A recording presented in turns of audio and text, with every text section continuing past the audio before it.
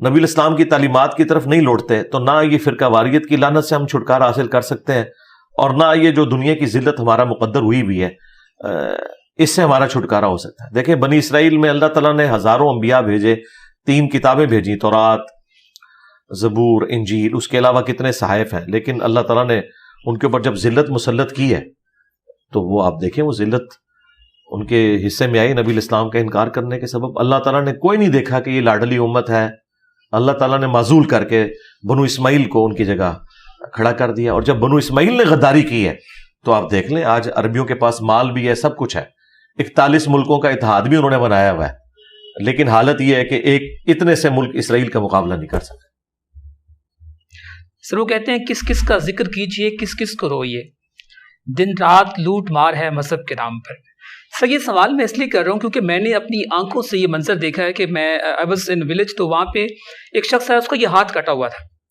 اور اس کے ہاتھ میں 1000 روپیہ تھا، اس کا ہاتھ کب کپا رہا تھا، اور وہ شخص لائن میں کھڑا تھا کہ میں پیر صاحب کو اپروچ کروں اور ان کو میں وہ پیسے دوں، اور جب اس شخص نے ان کو 1000 روپیہ وہ دیا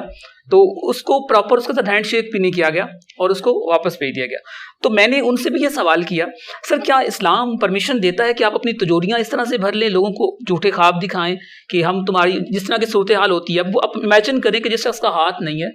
اس کا مطلب ہاتھ کٹا ہوا ہے اور اس کے بعد وہ مطلب پیرالائزڈ ہے، کب کپا رہا ہے وہ، اور اس نے پتہ نہیں وہ 1000 روپیہ کیسے کمایا ہوگا۔ تو یہ منظر میں نے خود دیکھا ہے، تو کیا اسلام پرمیشن دیتا ہے ایسے؟ اسلام سے ان لوگوں کا کیا لینا دینا؟ نہ اس ہاتھ کٹے ہوئے شخص کا کوئی اسلام سے لینا دینا ہے، ظاہر ہے اس نے خدا کو اگر سیریس لیا ہوتا تو اسے اسلام کی تعلیمات پتہ ہوتی نا، تو اسے تو دنیا میں یہ سزا مل رہی ہے کہ محنت وہ کر رہا ہے اور پیسے کہیں اور جا رہے ہیں، ابھی آخرت کی سزا جو ہے وہ باقی ہے۔ ہمارے ملک میں جو مظلوم ہوتا ہے نا، ہم سمجھتے ہیں کہ مظلوم ہے تو اب اس سے کھلی چھٹی ہے، مظلوم بھی کسی درجے میں ظالم ہوتا ہے۔ یہ پیری فکیری سسٹم جو چل رہا ہے، اس میں جن لوگوں کا استحصال ہو رہا ہے یہ بھی ظالم ہے جنہوں نے اس سسٹم کو سپورٹ کیا۔ باقی رہ گئے وہ، ان کا تو دھندا ہے، وہ تو عیار اور مکار لوگ ہیں۔ آپ تو 1000 روپے کی بات کر رہے ہیں نا، میں نے تو اپنی آنکھوں سے ایک پیر صاحب کو ملنے گیا، ان کے مزار کے اوپر ہزاروں لوگ تھے، اور وہاں پہ بوڑھی بوڑھی عورتیں بھی وہ اپنے دوپٹوں سے یوں کر کے کھول کے، اس زمانے میں 5 روپے اور 10 روپے کے سکے ہوتے تھے تو وہ بھی کھول کے دے رہی تھی، اور وہ بے شرم آدمی لے رہا تھا، اور اس نے گاڑی وہ رکھی ہوئی تھی کہ اس گاڑی میں 1 کلومیٹر چلنے کے لیے جتنا فیول ریکوائرڈ ہے نا، شاید ہمارے 1 مہینے کا جو پیٹرول ہے موٹر بائک کا وہ اس سے زیادہ ہو، تو وہ 5 روپے بھی نہیں چھوڑ رہے تھے۔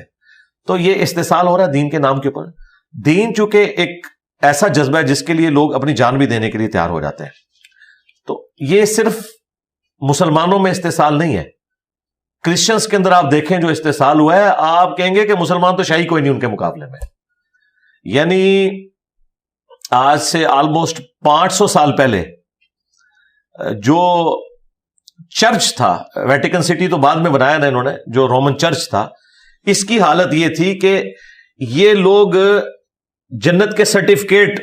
دیا کرتے تھے مورے لگا کے، پوپ کے سگنیچر ہوتے تھے، اوپر مور لگتی تھی، اتنے پیسے دیں تو آپ کو اس جنت کا ٹکٹ ملے گا، اور لاکھوں میں نہیں کروڑوں میں لوگ ان سے وہ ٹکٹ لیتے تھے۔ شکر الحمدللہ کہ ابھی اس طرح کا سلسلہ یہاں نہیں شروع ہوا۔ اچھا،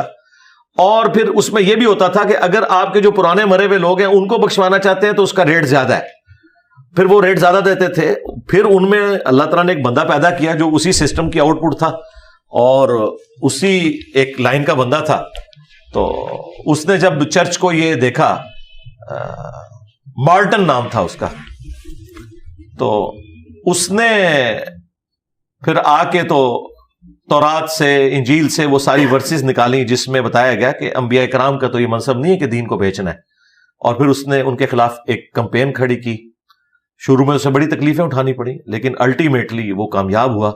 اور کرسچنز میں ایک اور فرقہ بن گیا، پروٹیسٹنٹ۔ یہ پروٹیسٹ لفظ سے نکلا ہے، پہلے یہ کیتھولک ہی تھے، یہ پروٹیسٹ کرنے والے تھے کہ تم لوگ ہمارا استحصال کیوں کر رہے ہو۔